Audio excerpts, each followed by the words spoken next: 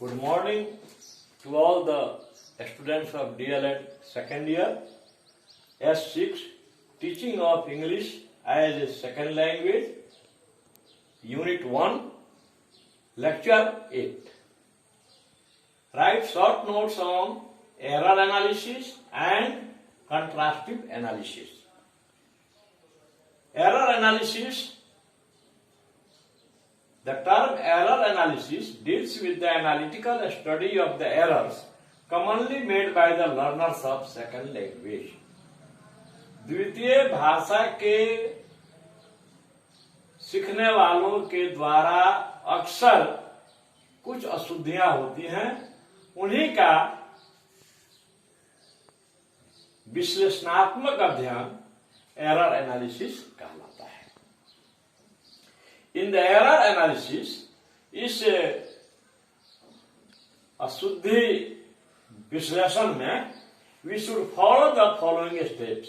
हम लोगों को निम्नलिखित कदमों को कामगमन करना चाहिए.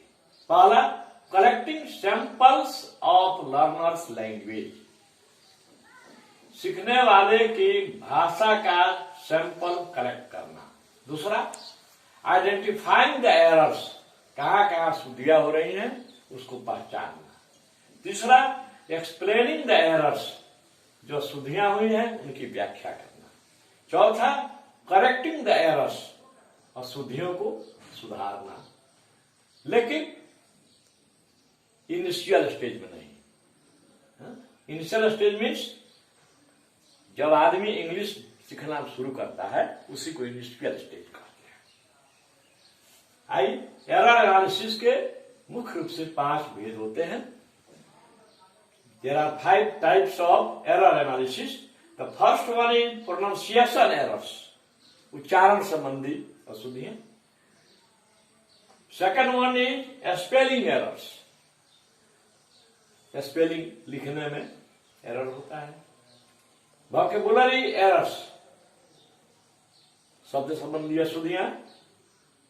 Structural errors. संरचनात्मक अशुद्धियां. और पांचवा होता है other errors. We should follow the following principles for removing errors of the learners of second language. हम लोगों को द्वितीय भाषा सीखने वाले की अशुद्धियों को सुधारने के लिए निम्नलिखित सिद्धांतों का पालन करना चाहिए. Number 1, learning is an on going process in which errors show the strategies of the learners. हम जानते हैं कि सीखना सतत चलने वाली प्रक्रिया है, हमेशा चलती रहती है. इसमें अगर किसी प्रशिक्षु से, अगर किसी छात्र से या किसी व्यक्ति से अशुद्धि हो जाती है तो वह अशुद्धि का मतलब है कि लर्नर जो है सीखने की ओर बढ़ रहा है. यह जो है सीढ़ियों को दर्शाता है कि वह सीख रहा है. बी है, no one can learn any language without making mistakes. बिना गलती किए, बिना अशुद्धि किए कोई आदमी कोई भाषा नहीं सीख सकता है. So we must not scold और discourage any student for making mistakes और एरर्स. इसलिए हमें किसी भी छात्र को अशुद्धि करने के लिए डांटना नहीं चाहिए, हतोत्साहित नहीं करना चाहिए. Let them speak, let them right whatever he writes, whatever he speaks at initial stage. C, we must know that making errors is not a sign. हम लोग को अवश्य जानना चाहिए कि अशुद्धि करना कोई पाप नहीं है, कोई अपराध नहीं है. Because users and learners of even first language make errors. प्रथम भाषा बोलने वाले, लिखने वाले भी गलतियां करते हैं. इसलिए अगर द्वितीय भाषा सीखने वाले गलती कर दिए, कोई गुनाह नहीं किए हैं. यह शो करता है कि वे अब सीखने के रास्ते पर चल रहे हैं. D, we should encourage the learners of second language to speak more and more in English. हम लोगों को द्वितीय भाषा सीखने वाले छात्रों को व्यक्तियों को प्रोत्साहित करना चाहिए कि वह अधिक से अधिक अंग्रेजी में बात करे, without caring for errors at initial stage. प्रारंभिक अवस्था में अशुद्धि का उसको ख्याल नहीं करना है, because if he cares for making errors he will not be able to speak more and more. His flow of speaking may be stopped there.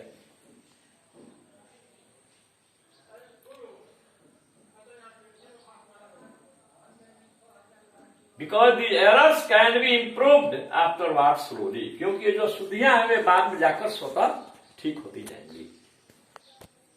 आएंगे अब हम लोग कंट्रास्टिव एनालिसिस।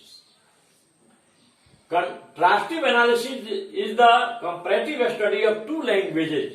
दो भाषाओं का तुलनात्मक अध्ययन है, उसी को कंट्रास्टिव एनालिसिस कहते हैं। For example, it can be done by comparing English with Hindi और उर्दू और संस्कृत। इसको जो है हम समझ सकते हैं अंग्रेजी की तुलना हिंदी से या उर्दू से या संस्कृत से या किसी भाषा से करके। We make comparative study of two languages by looking at the phonological, lexical and syntactic. हम लोग दो भाषाओं का तुलनात्मक अध्ययन कर सकते हैं फोनोलॉजिकल फॉर्म को देखकर। लेक्सिकल, फोनोलॉजिकल कहते हैं साउंड्स, उच्चारण, लेक्सिकल कहते हैं words and phrases, and syntactic कहते हैं structure of the sentence. Showing the similarities and dissimilarity differences of the target language with some other language is the chief aim of this analysis. दो भाषाओं के target भाषा और एक अन्य भाषा के साथ या अन्य भाषाओं के साथ क्या क्या समानताएं हैं और क्या क्या असमानताएं हैं, यह दिखाना ही इस एनालिसिस का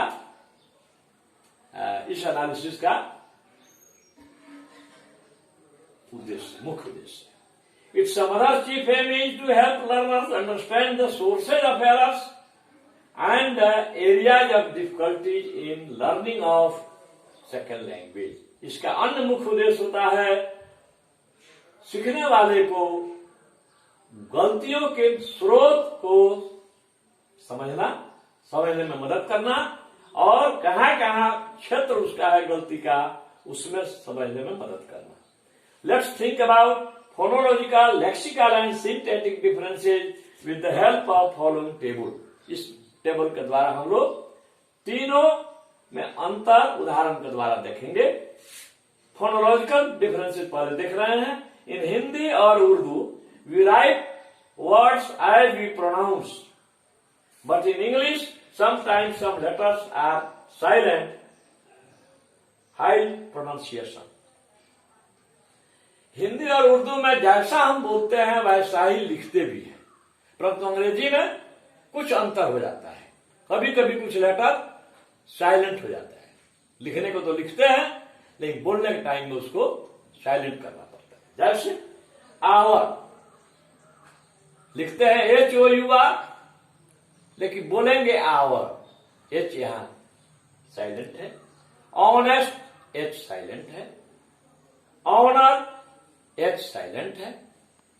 तो हम इंग्लिश में बोलते हैं कुछ, कभी कभी लिखते हैं कुछ। दूसरा है in the R ending words pronunciation of R is generally silent. जिस शब्द के अंत में आर आता है उनका उच्चारण करते समय हम आर को साइलेंट कर देते हैं। जैसे विषय Bihar, we don't say Bihar in English, Bihar. Seminar. तीसरा, some letters have different sounds. For example, cat and city. In cat भी सी से शुरू होता है और सिटी भी सी से शुरू होता है, नहीं उच्चारण दोनों का तो हो जाता है। सी इज प्रोनाउंस्ड एट, एज, को। कैट में सी का प्रयोग हो गया, क्या, को। और सिटी में सी प्रोनाउंस एज सो। तो लिखने के समय में हम लोग सिटी उसमें लिखेंगे और कैट उसमें लिखेंगे। बोलने के समय में एक उच्चारण दोनों का नहीं होगा, इसीलिए दिक्कतें आती हैं। अब लेक्सिकल डिफरेंसेस में आइए। We find that English language has prepositions before nouns, but in Hindi we use post preposition. हम देखते हैं कि अंग्रेजी में हम लोग नाउन के पहले प्रीपोजिशन का प्रयोग करते हैं।